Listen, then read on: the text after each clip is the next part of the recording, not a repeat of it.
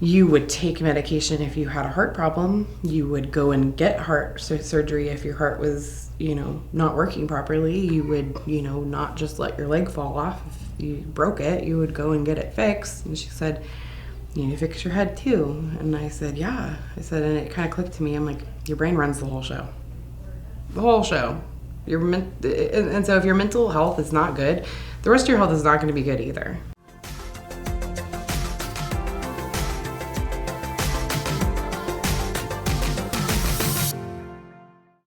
Hi, I'm Amy Ross, and I'm a peer counselor with WIC, and a mom and a wife.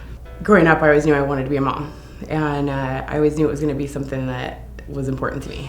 And then I got really involved in my career, and just wasn't the right time. And then we were in our late 20s, and it was just time, and we started trying to have a child, and it took us almost a year to get pregnant, and it was really something that we were so excited about when it finally happened.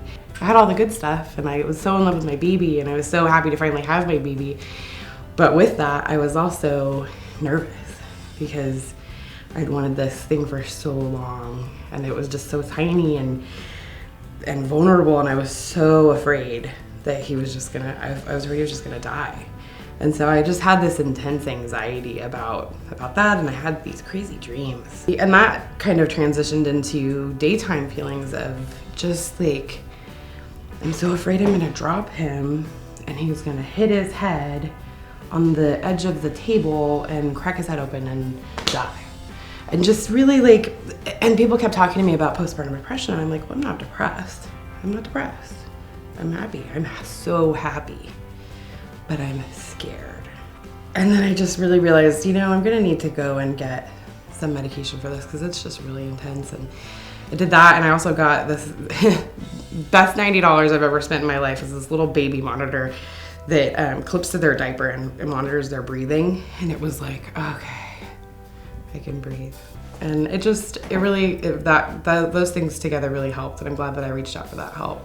I think it's hard for women to talk about postpartum mental health because they feel like it should be this magical, wonderful time in their life because everyone tells you, you're gonna be a mom, oh my God, it's so exciting, and everybody's excited for the baby, and everybody's excited for this, and it's gonna be this magical, most intense love you've ever felt, and oh my God, all these great things.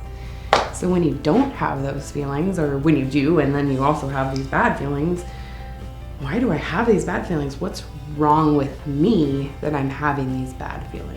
And you have this guilt, like I should love my baby, or I should love my baby enough to not feel bad. And one reason that I sought therapy was that I was maxing out the people around me, and I needed somebody that was completely not emotionally involved to be able to talk to. And that was such a great thing about therapy. And there's so many resources in our community for moms. WIC is a huge resource, and as a WIC mom, I leaned on my peer counselor. I leaned on IBCLCs, not just for breastfeeding, but we talked about all kinds of stuff, and they gave me resources. Don't be alone, don't isolate. I think that's the thing that is the hardest for me personally too. And I think that is unfortunately how a lot of mental illness works, is that you're so embarrassed and you're so guilty and you've had all these bad feelings about yourself, and you don't want to put them on other people, so you isolate and you're just alone. And don't be alone. Don't be alone. Find somebody. Somebody will listen. I'll listen about just about anybody. And I'm not unique. There's lots of people like that.